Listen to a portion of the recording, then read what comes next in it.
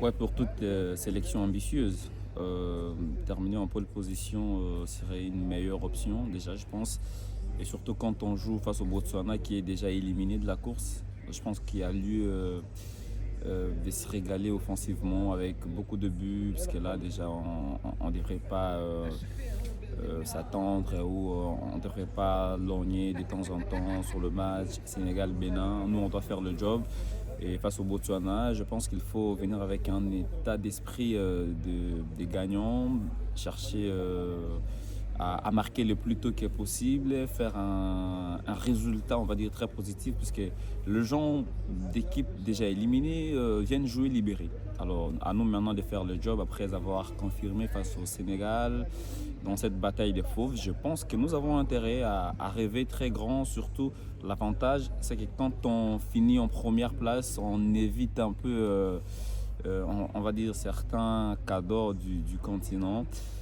Bref, c'est ça. On doit faire un très bon match face au Botswana. Pas Mais du tout facile. Ces genres de matchs sont toujours des matchs compliqués parce qu'une équipe qui n'a rien à gagner, rien à perdre, vient jouer libéré, on vient tester des choses, essayer des choses. Parce que depuis un moment, le Botswana est toujours dans cette phase d'apprentissage et je pense qu'à mon avis, ce ne sera pas un match facile déjà.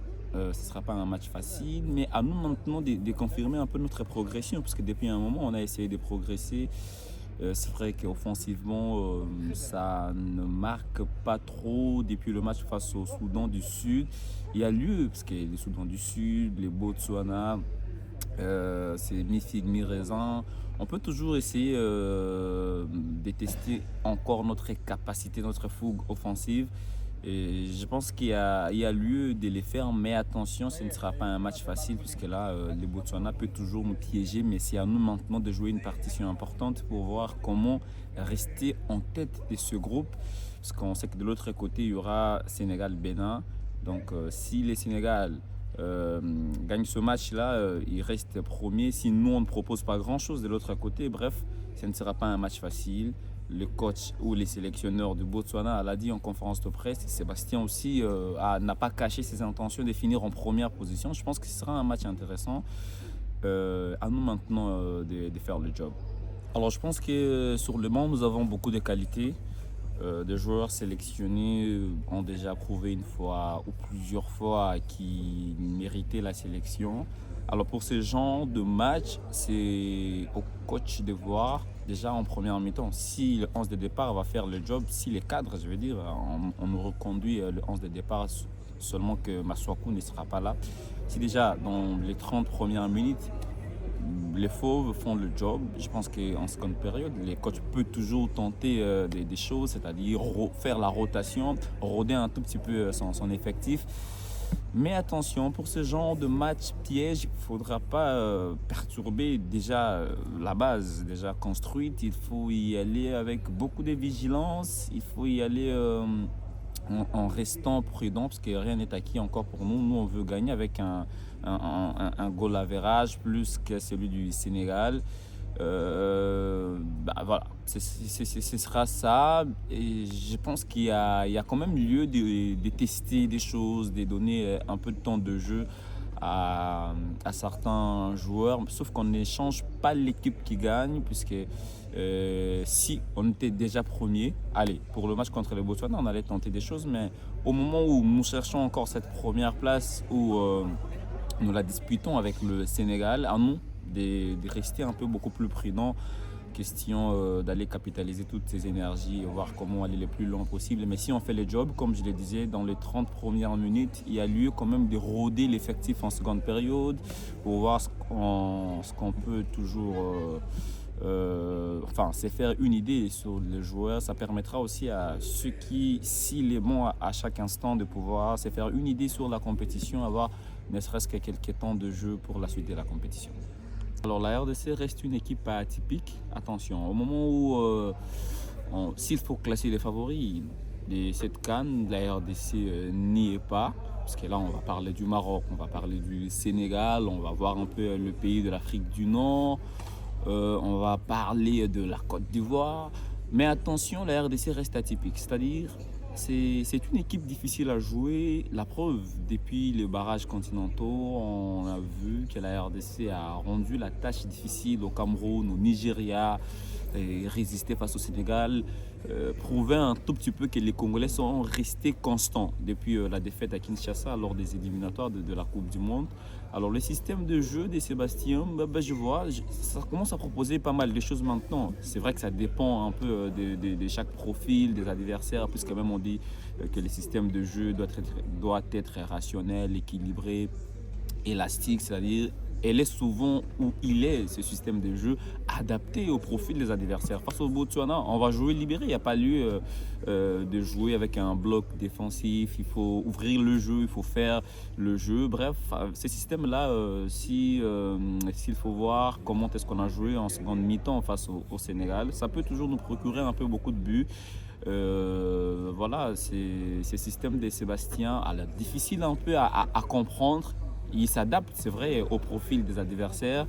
Mais je pense que nous avons des arguments solides à présenter devant n'importe quel adversaire aujourd'hui. Parce que le Sénégal, le Cameroun, le Nigeria sont des thermomètres ou ont été des thermomètres pour la RDC. La RDC qui ne devra pas avoir peur de n'importe quelle équipe dans cette Coupe d'Afrique des Nations. Oui et non. C'est vrai qu'on a pris un but. C'est vrai que nombreux font référence au dernier but pris par la RDC sur le couloir de Masuaku. Masuaku qui a fait une bourde. Alors, je dirais aussi non, parce que quand il faut voir le premier but, il est venu de ce côté-là. On a vu une construction, Lionel Passy qui trouve Arthur Masuaku. Masuaku qui relance. Mukau Bongonda qui trouve Wan Bissaka. Bissaka, dont vous connaissez un peu cette construction de jeu. Je pense que d'un côté, ça peut paraître faible, mais de l'autre côté aussi, ça fait partie de notre force, puisque l'exemple est probant. C'est le but marqué face au Sénégal. Alors moi, je pense que il ne faudra pas trop s'atteler sur un seul compartiment. Il faut voir dans l'ensemble que proposent nos attaquants à chaque fois qu'ils perdent les ballons, comment se font, comment ils se replient pour ne pas laisser beaucoup de vide. J'aurais bien voulu parler plutôt de la défense congolaise qui, à mon avis, est restée constante, qui propose pas mal de choses. Je pense que cette cohésion défensive nous permet aujourd'hui de ne pas encaisser beaucoup de buts, puisque la RDC ne marque pas beaucoup de buts, elle n'encaisse pas trop non plus. Bref, on a une défense aujourd'hui capable de nous proposer pas mal de choses et pourquoi pas nous défendre à chaque fois que le danger va se présenter sur notre chemin. Alors, c'est une question difficile.